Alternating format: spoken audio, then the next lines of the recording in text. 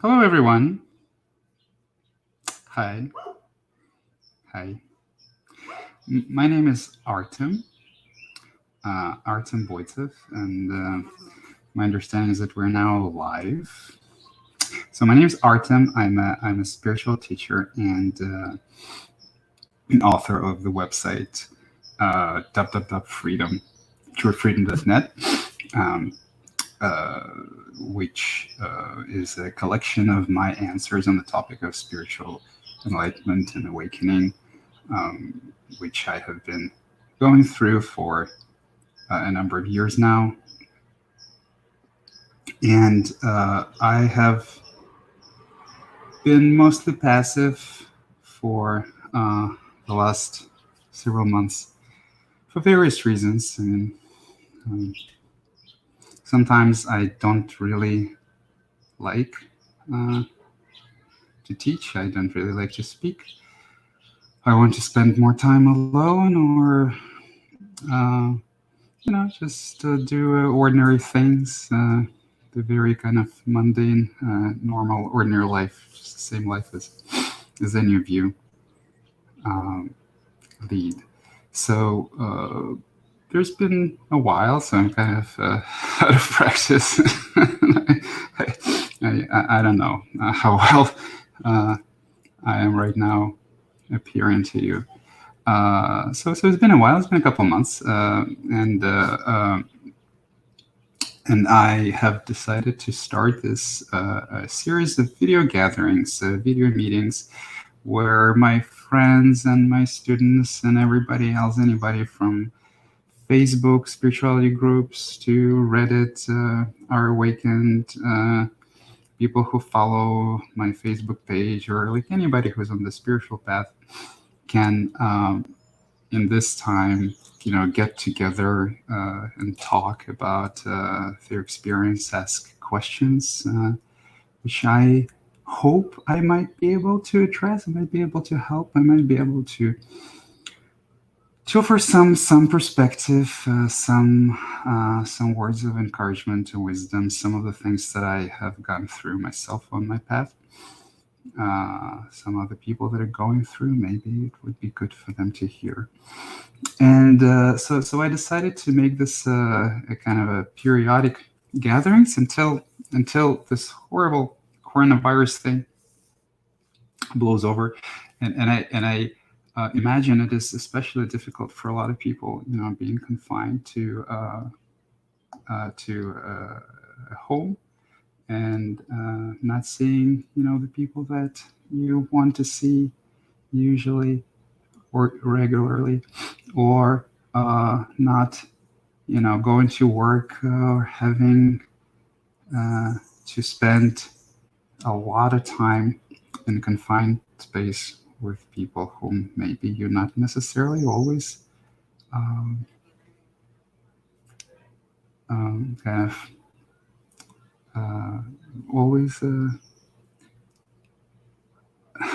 I forgot the English word for that. I mean, there's a Russian word in my in my head, but not an English word. Well, I think that everybody understood what I meant. So I'm kind of a little rough around the edges.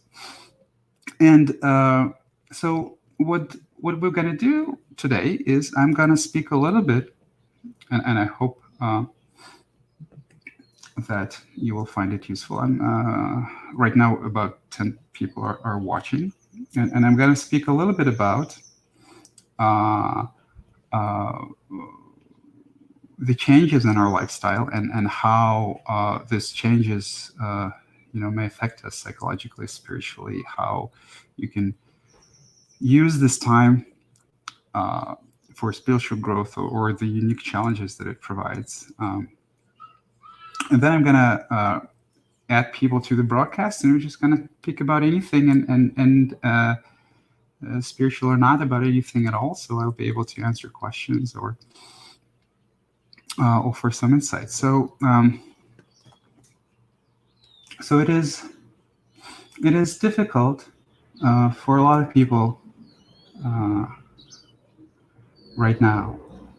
There is like invariably, a situation like this will will create a lot of fear and anxiety in the world. Even if you don't, even if you feel reasonably safe, it's not a very dangerous thing that we're going through, statistically speaking. I mean, even if you are uh, of the older population, it's still, I mean, statistically speaking, it's not very likely that something very horrible will happen to you. But that's not how our minds work. you know. So and our minds, they create fear and anxiety all the time. That's how we are conditioned. That's how we trained. That's very normal. Part of human experience. And um, and especially when you can also observe some changes, in the social economic level, I'm not speaking about permanent changes, but things around you are not the way that they used to be. I'm speaking to those people who are living in areas where there is a shelter-in-place order, or people wearing masks, I figure that would be a big portion of you.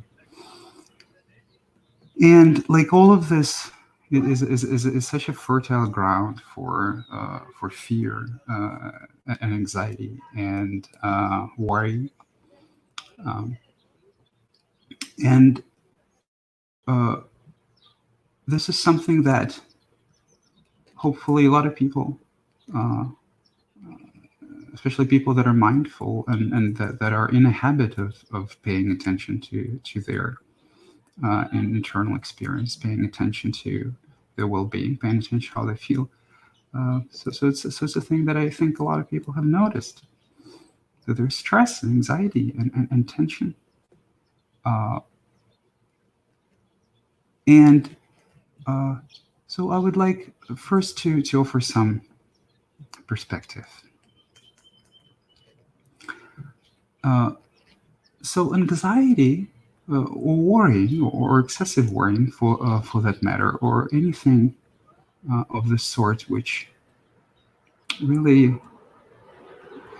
makes going tough, which kind of have a tendency to incapacitate you if it gets very, very intense. And some people, the anxiety and fear can get very intense, or just a kind of a very annoying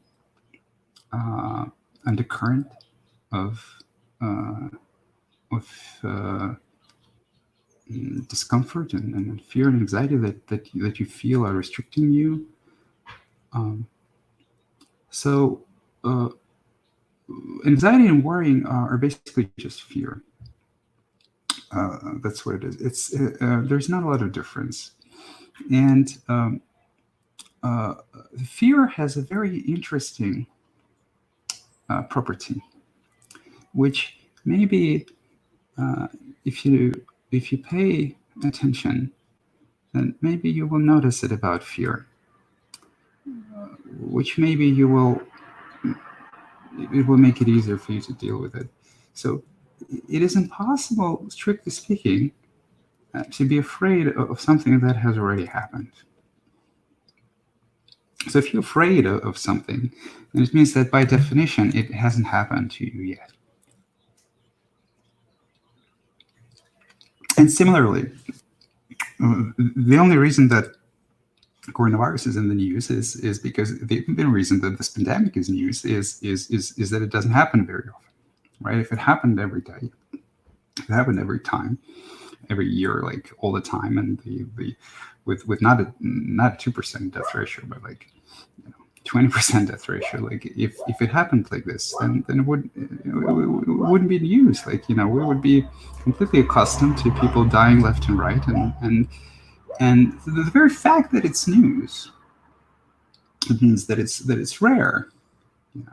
That the very fact that you have to usually, for most of you, I hope, that you learn about hospitals and people dying from the TV, instead of looking outside and seeing a lot of corpses on the street, the very fact of that indicates that uh, uh, it's probably not as dangerous for you as the mind pictures it to be. So fear is always the mind. Uh, it kind of it takes a legitimate concern and it blows it up, exacerbates it into kind of obscene proportions to have an experience of terror, to have an experience of fear. Right?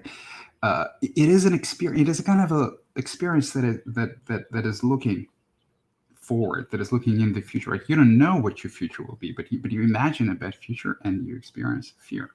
And this is a very kind of a normal quality of the mind, and especially in times like these. So what sometimes, I even read articles, people posting nowadays, some articles about how to tell um, anxiety attack from a coronavirus-related pneumonia.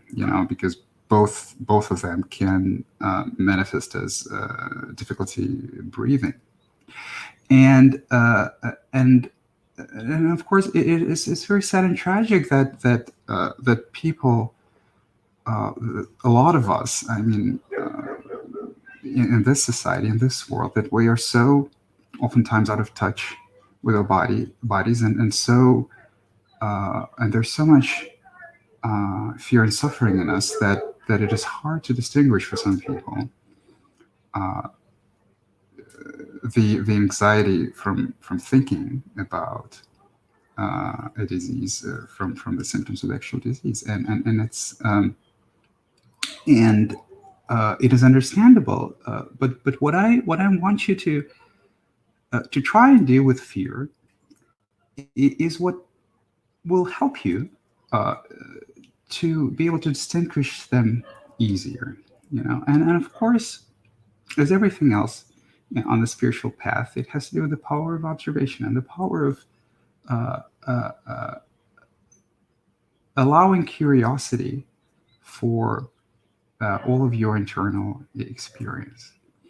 And so the next time that you experience anxiety or fear, I would like you to do the following exercise. Try to sit down, find a quiet place. I mean, if you can, right? I mean, sometimes it gets you, in the line of the supermarket. But if you can, right? It doesn't have to be quiet. It can be right now. But my point is, close your eyes, stay still, close your eyes, and take your attention, take your awareness. If you don't know what awareness is, it doesn't matter. It doesn't matter. Just take your attention, what you are focusing on. Take your attention on how fear manifests in your body. Try to go there with intention to really feel it through and to find it. Because you see, the interesting thing about how we approach all these different sensations, the negative emotions, and actually sometimes even the negative sensations in our body, oftentimes, the way that we approach them is kind of a very scared way. We really are so hesitant about allowing ourselves to actually kind of look. How does it really feel like? The moment it arises, the moment that we feel, sometimes we feel, oh my God, something's coming. Oh, it's probably fear, or like, oh, I'm getting angry or something like this. We're trying immediately, like, no, I don't want to go there. No, I don't want to feel it. I don't want to feel it. I want to feel something else. I want to find some distraction or whatever, but no, not this thing. This is unpleasant.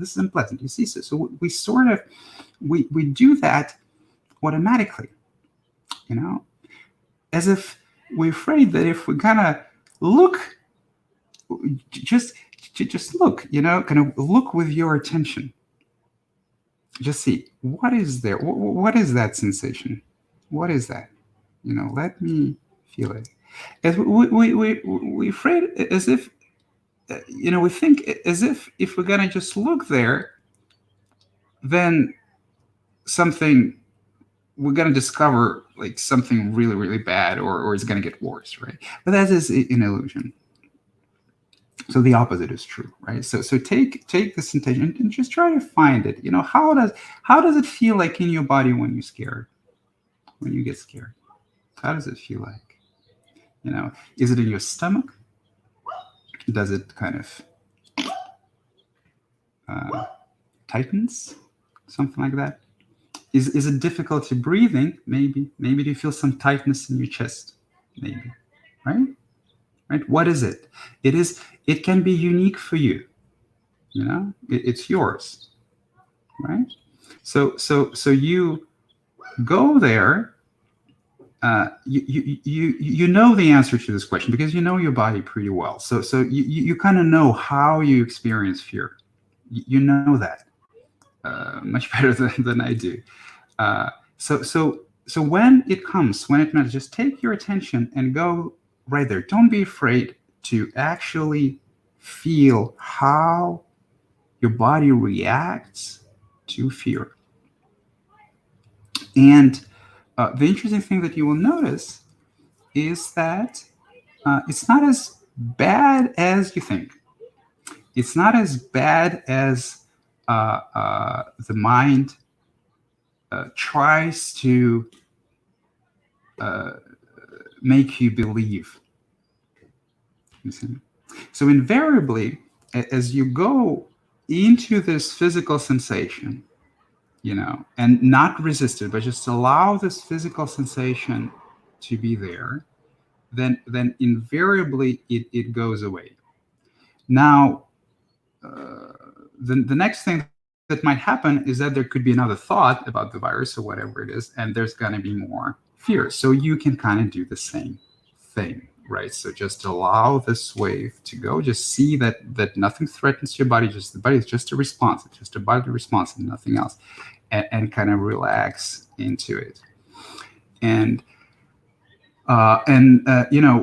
it is impossible to be afraid for a long time when you do it, right? It's only possible to have an illusion that you've been afraid for a long time, when in reality you've been spinning in your mind and you have been thinking and thinking, drawing up like bad different scenarios of what's going to happen, and every time that it happens, that your body reacts, and then you do it again and your body reacts again, and you do it again. You don't even notice that you're doing it because you constantly, always, the attention is in your mind. But if you take the attention and you say, well, okay, how am I feeling right now? Then invariably you will see that nothing's really horrible is going on, and nothing's really bad is happening right now, and it's not. It's difficult to support this cycle. So you are giving yourself a glimpse that this cycle is happening between your mind and the body, and you are in a way an author of this cycle, and there's nothing wrong with it.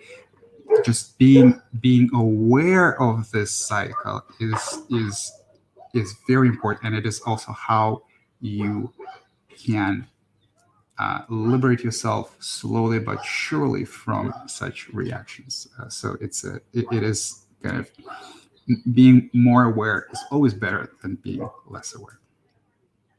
So that's about fear.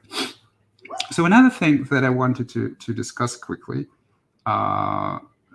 is the other things that you might notice that could give you some perspective. Because yes, there's a lot of stress. The economy stalled. You don't know what's going to happen in your region. If it's going to go up, it's going to go down.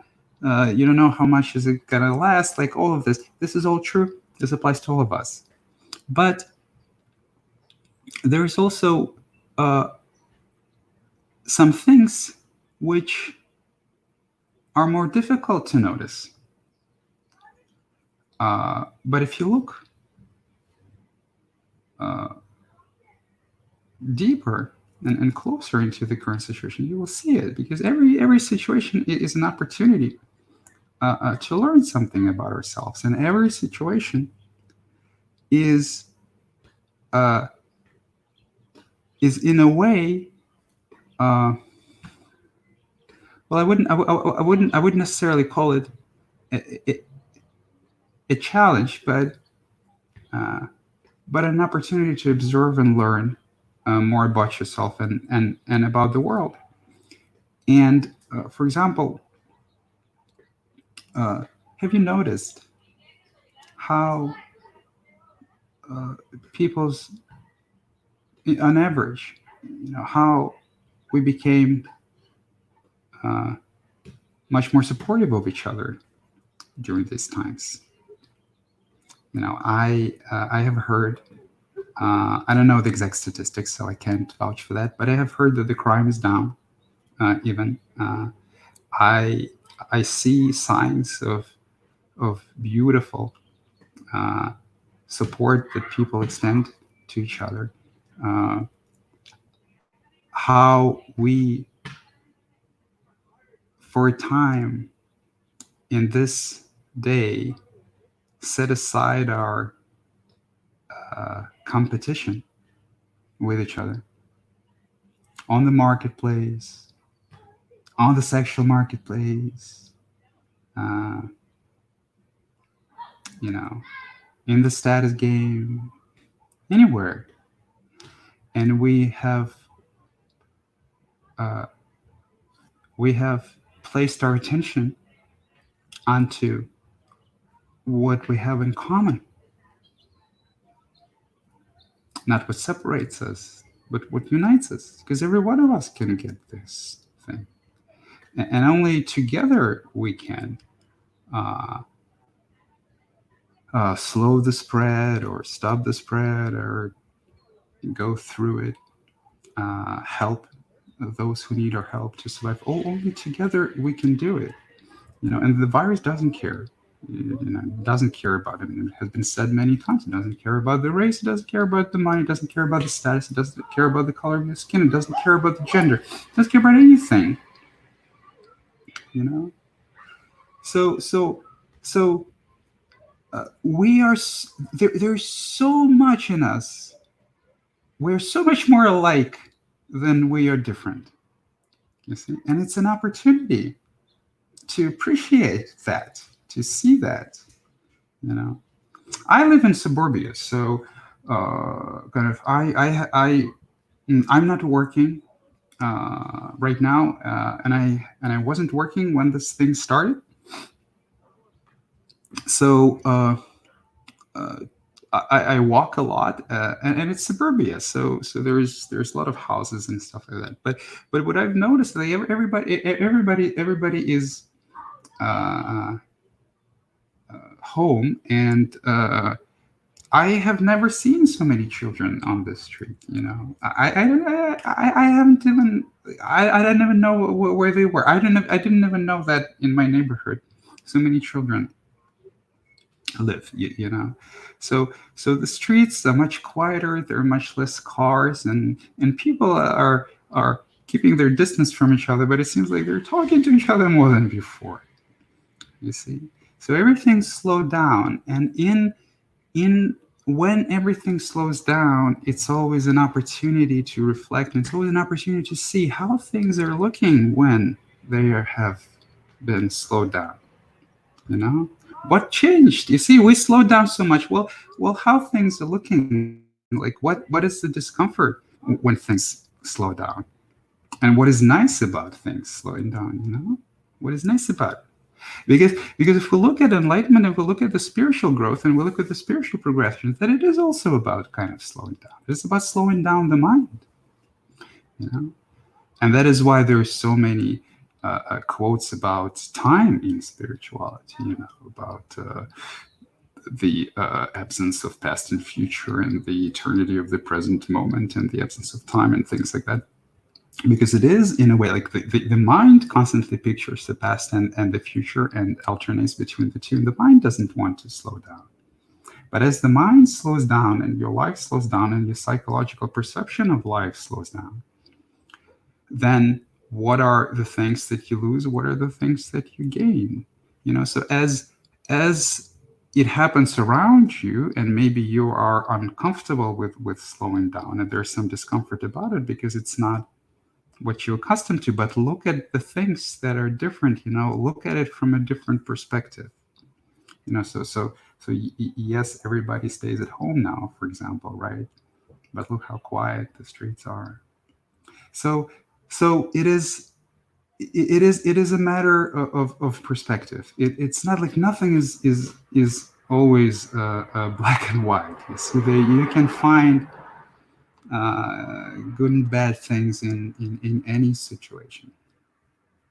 And I've been talking about this for about 25 minutes. I actually have quite a lot of topics that I would like to discuss that are related to the ongoing quarantine, and how much of an opportunity it is for personal and spiritual growth, regardless of whether you live alone or with a partner. And I want to touch on that as well, living with a partner, and how difficult it can be when you do not have an opportunity to hide from everybody, whatever your hiding place was, like even if it was your work. But I'll touch on it next video. So the next video will be on Friday, and right now I would actually like to bring people into the discussion, or answer a more specific questions about from people that I have. So for the remaining half an hour, so I have Alex Papas. Let me add him. Woof. Hi, Alex. Can you hear me? Alex? Hey, Alex. Alex? Hey. I can't hear you. Sorry. Can you say something? Nah. Nah. Actually, wait. Nah. That is weird. Yeah, I can't hear you at all. Okay, Alex. Oh, Саша. Саша, привет. Привет, Саша. Саша говорит yes. Okay, привет, Саша. So if you want to join the conversation, right? I can get up to 6 people here, right? Like this. I can get up to 6 people. The rest can be in the guest room. Right now, only Alex is in the guest room. And you have 15 people watching. So if you want to join the conversation, if you want to discuss something or share something, just go to this link that is in the comments of the video, the StreamYard link, this one, actually. Oh, yes, do that. So this is it's in the comment of both the Facebook and the YouTube video, in the comment section. So join there. You will need a Chrome browser, and then we can speak. But Alex, I can hear Alex. So Alex, I still cannot hear you. So maybe you can type the question in the comment section. Aha. So another Alex says, cool. So I also have a private chat. Sarah. Yes. Hi, Sarah. No, what? Alex, in this one. Hold on. What are you? No, not in this one. This is a private chat. In the comments. In the comments. In the comments. In the comments of the Facebook video or the YouTube video. Okay, so let me address another question. I will, in the meantime, while Alex is typing his question, I will try to. Oh, okay, we got Sarah. Let me put Sarah up. Hi, Sarah. How are you? Hi. Hi. I'm good. I'm good. How are you? I'm good, thanks. Okay, so let How's it me going? ask one question. I will in the meantime while Alex is typing his question. Oh, whoa. So we have a very A delay. yeah. Yeah. Oh, okay. Are you do you have a YouTube or Facebook open somewhere or yeah? So you should close it, right? So when you're in StreamYard, when you join the I got you. yeah. Yeah. Mhm. Okay, and also okay, and we also got Fitz. 19 people have joined us thus far. Hi, Fitz. Okay, you're mute. You're mute. Oh, I cannot unmute because you have chosen to mute yourself. Okay, so Fitz chosen to mute himself. Sarah also chosen. Sarah, where did you go? Where did my guests go? Oh, Sarah, hi, Start Sarah. over. Fixed Okay, it. cool. Please. Be a delay. Okay, Okay, so we have some technical difficulties. Oh, hi, Alex. I think that I will be able to hear you now. Can you say something? Alex Papas, can you say something? Yeah, I'm pretty sure. Hello? Yes. All You right. you can hear me? Oh, thank God. Yes, I can hear All right. you. Yes, wonderful. Okay. So, Awesome. hi. Hi, Artem. I don't know if you remember me, but we spoke a couple months ago over Quora. We talked Okay, for an hour and a half. we did. That's wonderful. I'm very happy. Do you Uh, remember? no. I'm sorry. It's Uh, been such a long time. and then I asked you if I could donate you for your time, and you added me to Discord with Ah, everybody. okay. Well, has it been good for you? Yes, I had a spiritual awakening. I had a glimpse where I saw through my persona.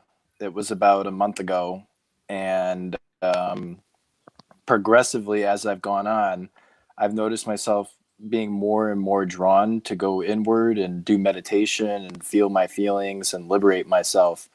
And I have been extremely depressed and angry for the past few days. It has nothing to do with coronavirus. I've Right. been I've Yes. been using this as an opportunity to actually just keep going with the process. Yes. So Yes. This is wonderful. This is beautiful. This is very yes. The depression, the anger is just it a part of sucks. you. It's okay. It's just feelings. It sucks. It's painful. Yes, but it's okay. It's okay. It's okay. This is very good. I'm very happy for you. Thank you. Yeah, the community there is amazing. I'm Oh, so on grateful. Discord. On Yes, Discord. Oh, that's great. I it's haven't been there in such a long time, but I'm happy we that. all miss you. Oh, sorry. I will. I'll come back sooner or later. I just kind of didn't feel like it, and I don't know. Like sometimes it's just like, nah. Yeah, I but know. Yeah. yeah, but I'll come back there. So anything which is more interesting to our viewers that you might want to add or ask. Or a question about yourself, or something that maybe that I can help you with, or any observation. Right? Thank you for like telling that we have a great community there, and I'm very happy about it. But go ahead. Yeah. Thanks, Artem. Yeah, sure. I have a whole bunch of questions typed out, and I'm gonna pick one. Okay. So I'm just gonna go to the screen. Can you still see? Yeah, I see black screen, and I'm just having fun with adding more people at the same time. Ooh, wow, this is so awesome! Oh my god. Now this is getting fun. It was so lonely to just speak by myself into the camera. Okay, so we have. Oh my god. Ooh. Oh my god. Oh. Okay, so me and my minions. This is the best. Okay. What is that? Okay, cool. All right. Yes, so uh okay, Alex. Alex. Oh, sorry. Alex, can you still hear? Can you hear me? Alex? Okay, I don't know what happened to Alex. Oh, we have Hey, two Alex. Oh, hi Alex. We have two Alexes. Yes. Can you hear me? Yes. Okay. All right. I'm so sorry about that. I went to No go problem. look at my questions and it got out. No problem. Okay. So my question is, I noticed you saying how when you go in to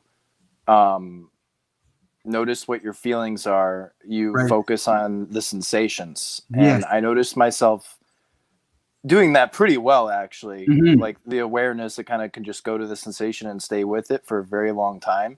But what I find is that the feeling that's there, like my mind says, I'm really angry right now, or I Right. really want to let something out, but Yes. nothing is coming out. And it's just this dull kind of sensation.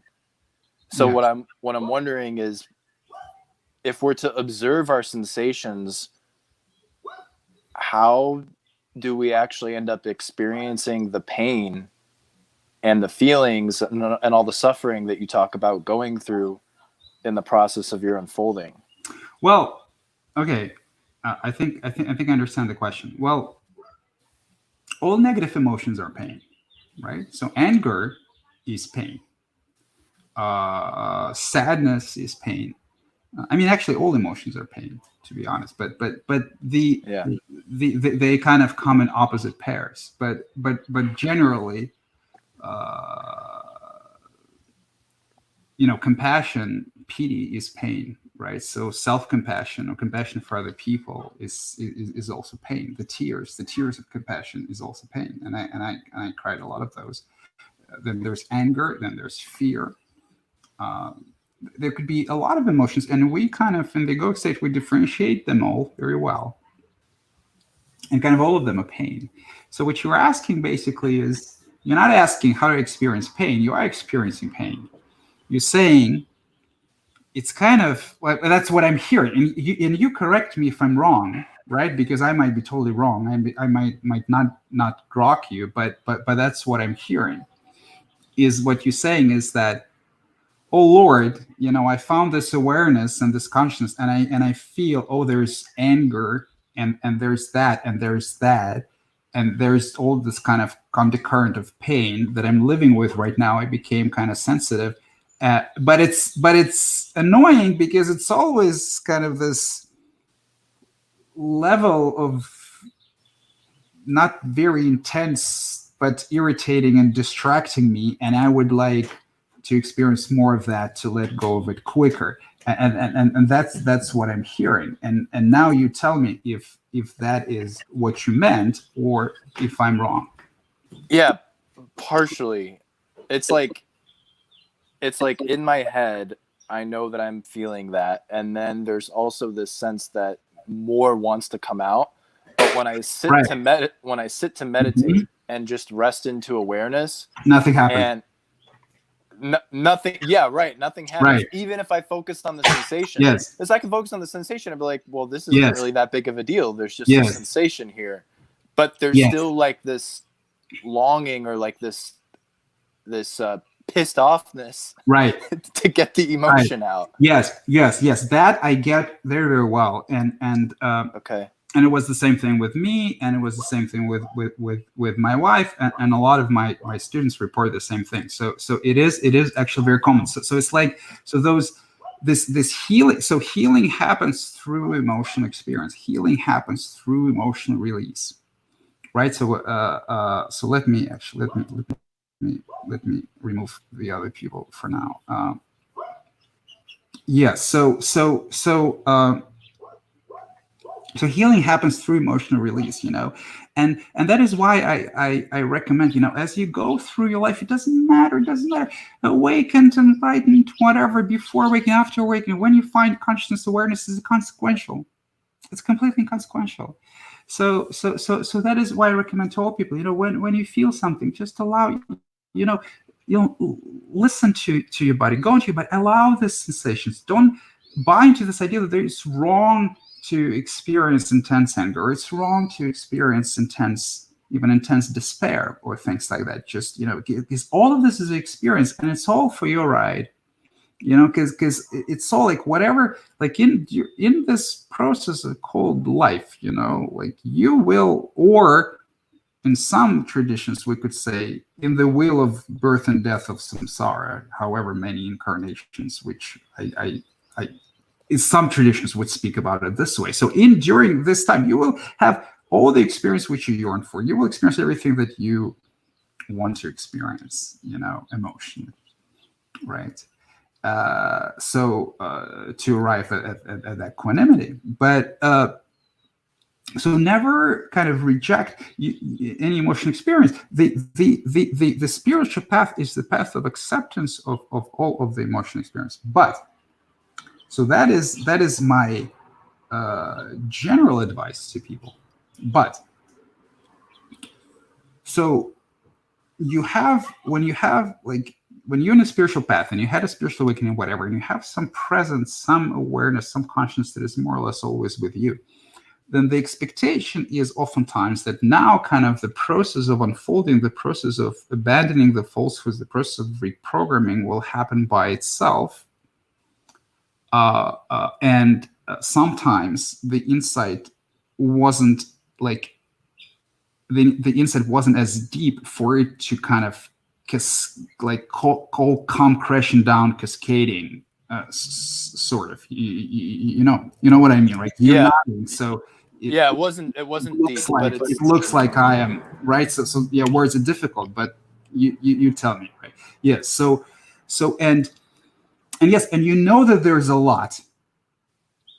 And there's conscious awareness now, so it starts to kind of come to the surface, and it starts to freaking bother you, and that Yes. it bothers me. Yes, it happens by itself, but it wasn't like deep enough for it to start blah, blah, blah, blah, blah, blah, and you kind of, and there is no way out, right? So you are in this situation. It's the same, right? How did you even get to the spiritual awakening? It's not probably like you were walking, right? And then boom, right? So something, right? So you were like, how did you get to the spiritual awakening? Did you meditate? I got really high. And the night before, I was reading Jed McKenna's okay, I got it. Enlightenment book. Yeah. And then I got high, and then I just started writing things down. Yeah. And I started asking myself, how do I know there's an I and a you? And I was asking where those things come from. And I was like, kind of like having a dialogue with myself. Right.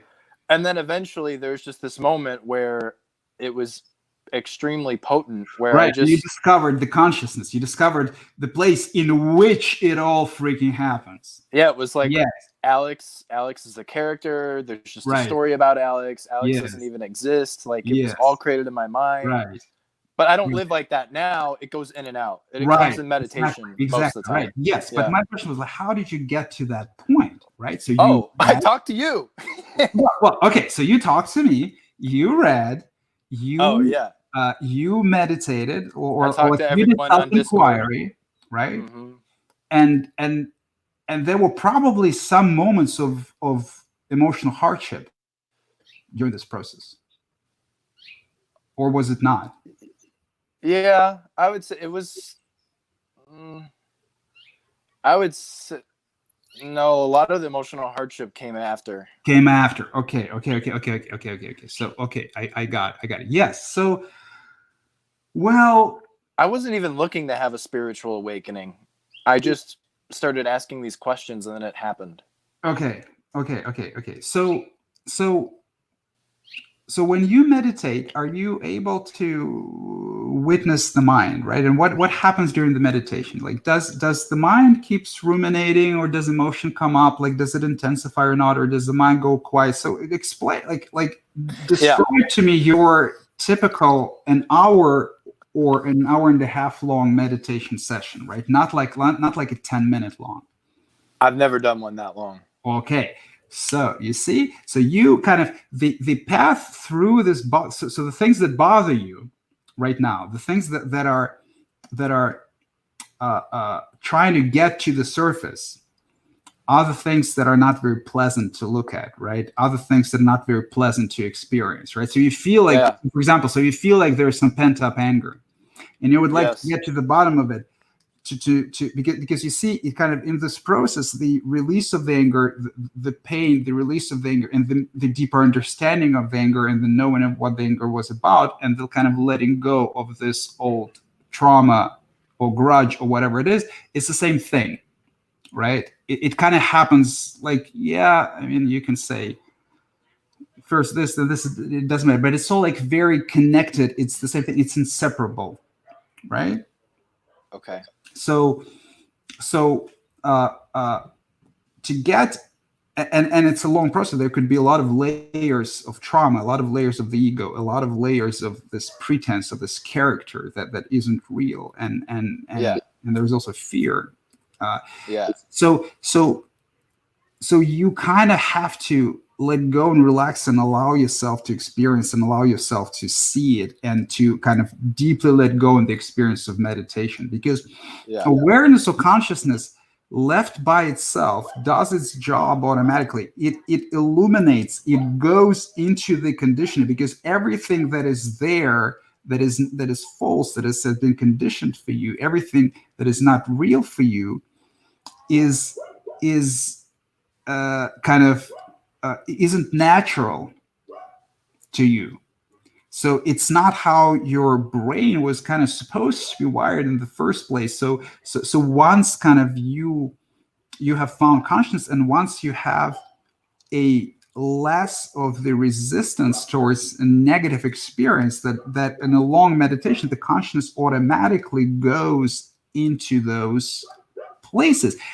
And then you start to feel anger, fear, restlessness. Oh, I don't want to meditate. Or what's the point? Or I want to get up, or whatnot. Yeah. See, so you have to go through it, right?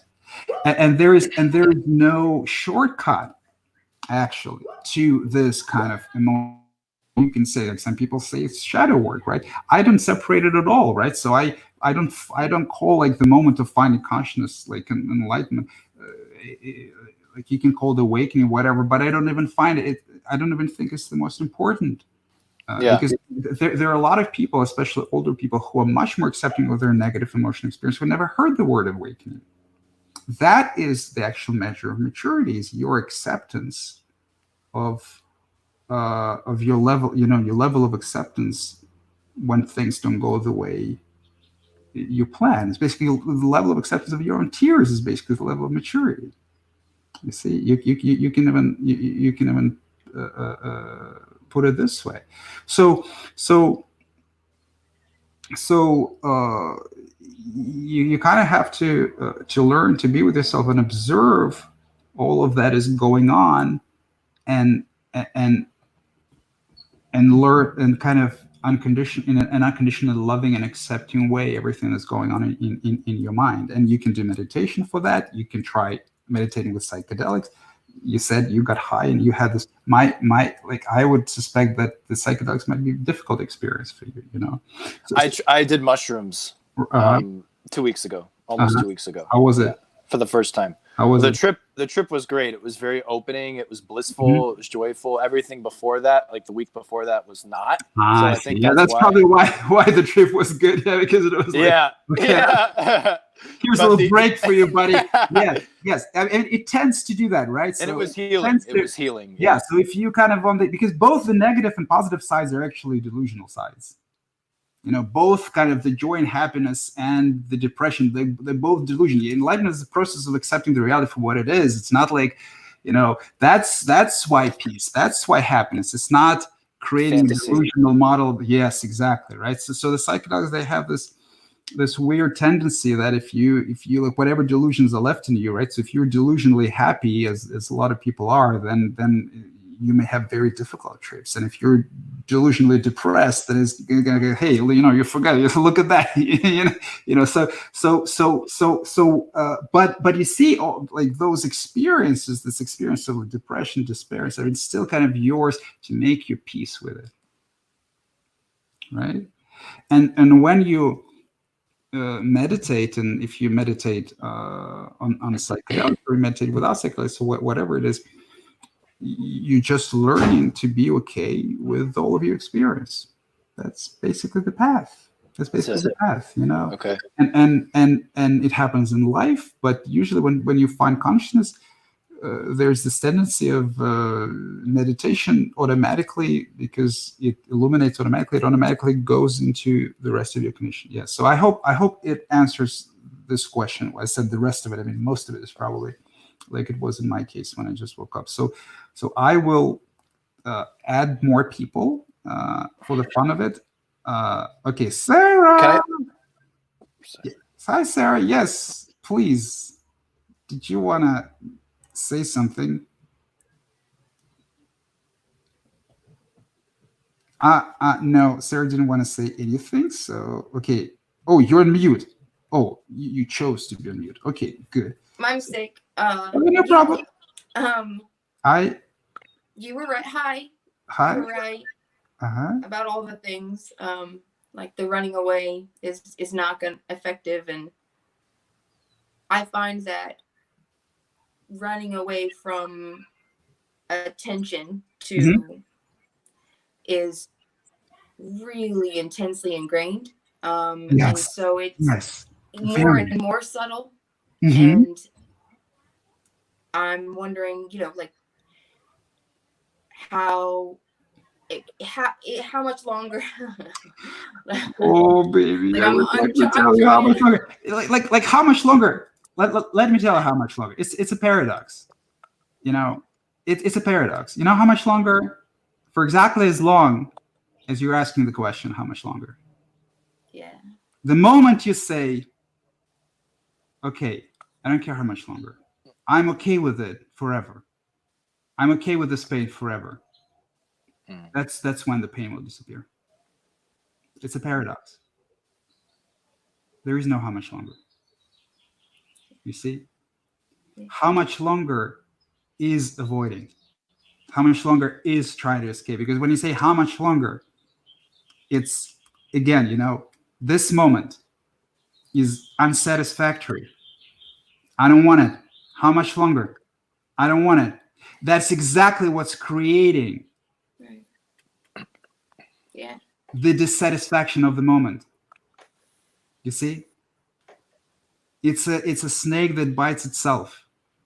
It's a, like, the dissatisfaction with the moment, with, like you saying, that sometimes comes from the acknowledgement of the dissatisfaction with the moment. You see, it's a habit. It's a habit. It's a mental habit to be dissatisfied. Right. And it because we have been so abused, and we have been dissatisfied, and we have been living like this, then we kind of have this, as you said, automatic reaction to avoid any tension, right? Right. So how much longer? So any tension, you go with this awareness into this tension and allow yourself to feel the tension. Just feel the tension. Just feel the tension, because that is your only experience. You're not gonna have any other experience. Like, you don't choose an experience. Right now it's tense. Like, right now you feel tension. There's some tension. There's some trepidation. Whatever it is, there's some tension inside. So just imagine. You see, again, kind of treat yourself as you would your own child. Treat yourself as you would your own best friend. It's tense right now. It's okay, and just feel it. It's just feel the tension. You see, and as you make friends with the tension, it will visit you for shorter periods of time, and then the more you're friends with it, the less you're afraid of it, the less it visits you without any good reason. You see? Yeah, so, I mean... Got it. Thank you. Good to see you. Good to see you, too. Okay, let's see. Let's add somebody else. Philip! Hi, Philip! How are you? No, you're on mute. Yeah. Okay, yep. Okay, so we have two Alexes. No, we have just one. Okay, cool. So Shay, okay. So I don't have any. It doesn't seem like I have any more questions from the live audience. There are no questions and comments at all, which is surprising because usually I got most of my questions like this. Okay, so let me see. But I do have. I want to keep those short for about 1 hour because I'm going to do them frequently, and we'll see how it goes. It's just my first one in this format. So hold on, just one second. Okay, so what I'm going to do is I'm going to read one of all the questions that I never had a chance to answer. So somebody is asking, at one place, Osho said that before self-realization, he always went running every day, but afterwards he was lacking the constitution to continue his workout. What's your experience with physical energy? Could you do sports, or are you too relaxed? Yeah, it's my experience was kind of the same. So I was like before self-realization, I did a lot of sports, and I was doing pull-ups and push-ups every day, every morning, and I ate more protein and things like that. And since that, yes, I had absolutely no energy whatsoever. I slept so much, the body was blissful. But it felt very fragile. It felt, very alive, extremely sensitive. I never did any sports. After that, like for 2 or 3 years, I was basically just walking and eating and walking and stuff like that. And only now, recently, I have been, slowly kind of starting to be more active and, play some basketball. Generally speaking, enlightenment is a full circle. So you can be an athlete and be completely enlightened. It has absolutely no it cannot place any restrictions on your life except irrational, stupid behavior that is coming from internal pain. And most of the violence, including emotional violence and conflict that we engage in with each other, is of the latter type of behavior. So but it cannot limit your life because it's freedom. So if you do enjoy sports, for example, if you enjoy competing, if you enjoy pushing yourself, and you enjoy the physical sensation, if you enjoy the process of, then you will continue. And I kind of do like it a little bit, but you kind of like the process of actually unfolding, the process of deconditioning is very difficult on the body. So I had absolutely no interest in being physical in any way. So it's one of the older questions. So Luca asks a question.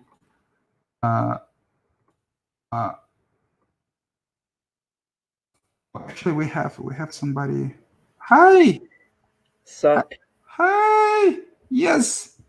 Hi. So how are you? Welcome to our little gathering. I don't know you, so you're probably coming from.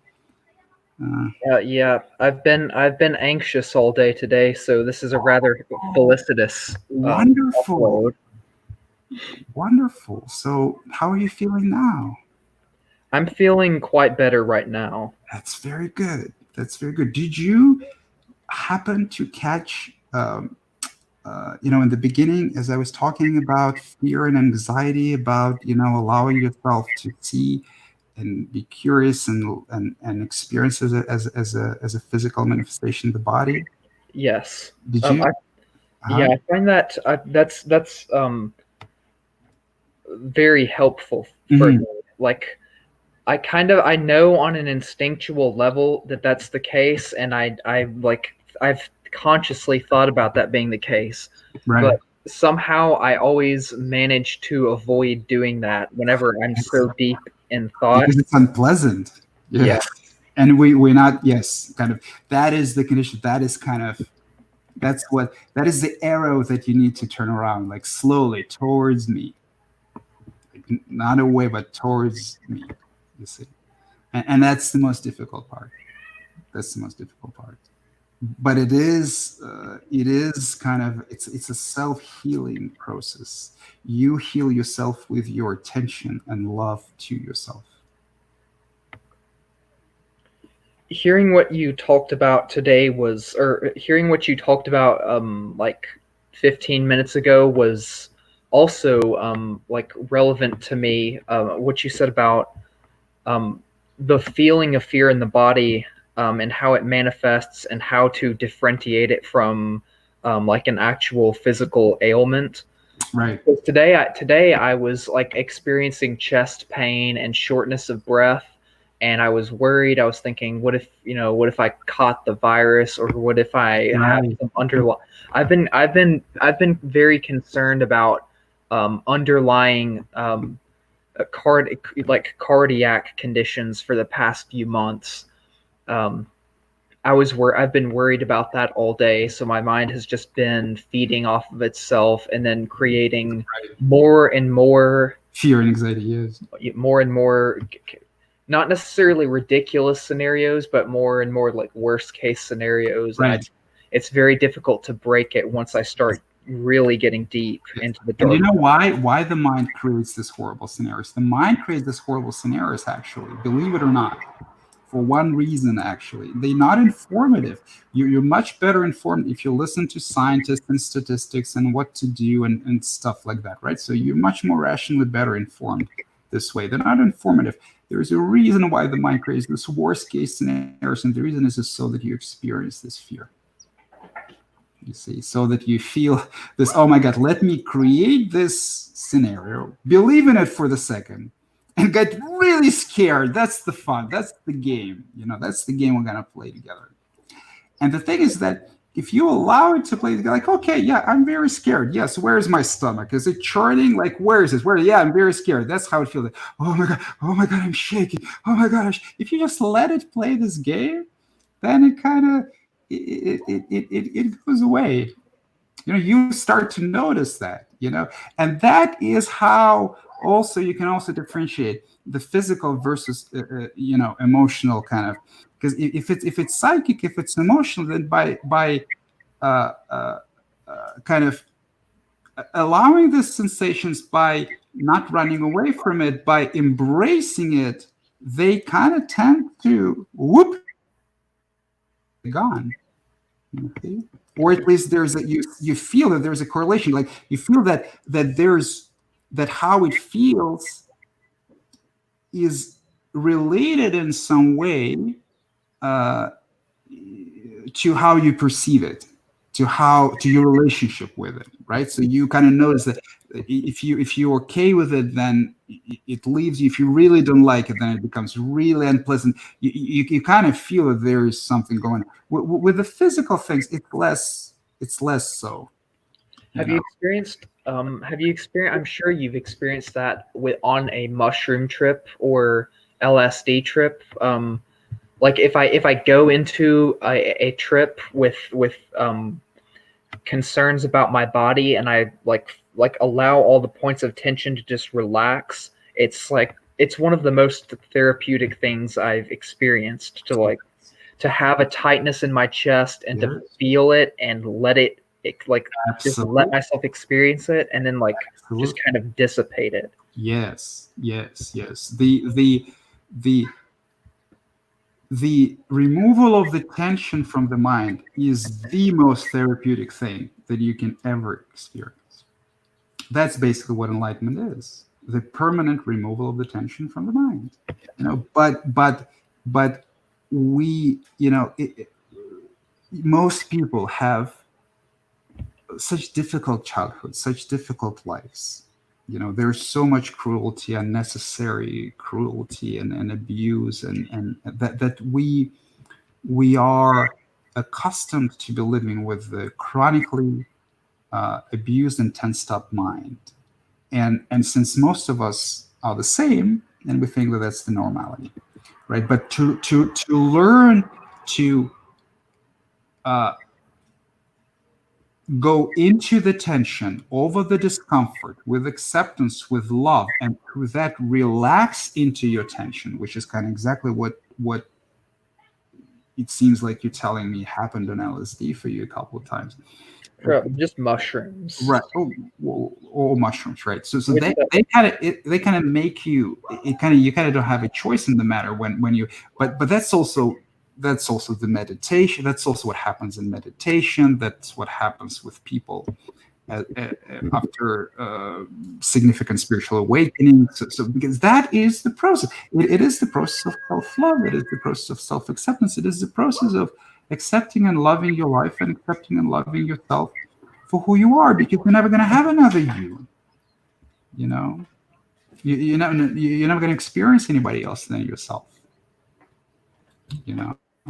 So all experiences are ultimately for you, even those that are perceived to be unpleasant for you right now. But ultimately, they're also for you, right? How is that for thought? Say that again. Well, even the experiences that are perceived by you to be unpleasant are ultimately also for you. How else could it be? Yeah. Right. It may not be pleasant, but it's hella entertaining. Yes. And the more accepting you are of it, the less bothered you are by it. So, but it is the direction, and the direction is always towards greater self-love and self-acceptance. By the way, thank you for joining, and thank you for the question. Where did you come from, if you don't mind me asking? I came from the void. From what? I came from the void. What is the void? Is it Reddit? Quora. Quora is the void. Okay. So the Reddit is the light. Well, okay. I came from like that's where I found your profile for the first time, and then I now I follow the Facebook page. Well, thank you, and I hope that it's useful for you. And let me know if you have any feedback, or I haven't been very active recently, by the way, but I'm trying my best. It's been quite useful for me. Thank you. I'm very glad.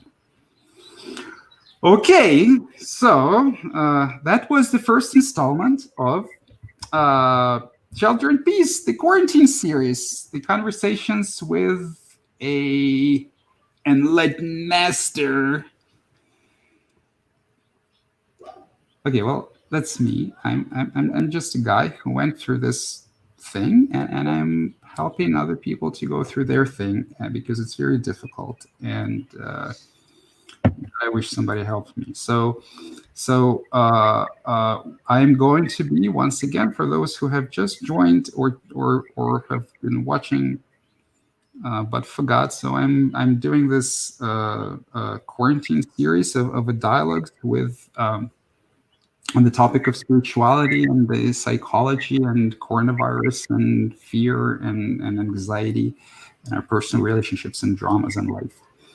And I have by the way, okay, I'll do it tomorrow. Can you do that again? This thing? Okay. Good. Thank you very much. Thank you. It's wonderful. Very, very good smell. Okay. So I'm gonna be doing those 4 times a week, and on Tuesdays and Fridays at 11 o'clock, and on Wednesdays and Saturdays at 6 p.m. PST. Please come join. I'm going to be speaking about different topics of spirituality. We're going to have questions. We're going to have discussions. I hope to make it fun and dynamic. That was the first one. So thank you very much. Best of luck to all of you on the spiritual path. Yes, stay safe. Good luck. Do the social distancing thing. Hopefully, you don't get it. If you get it, then your immune system will hopefully beat it. So my best wishes to all of you. Stay safe, stay healthy. I love you all very much. Thank you. Thank you so much, Artem. Bye, guys.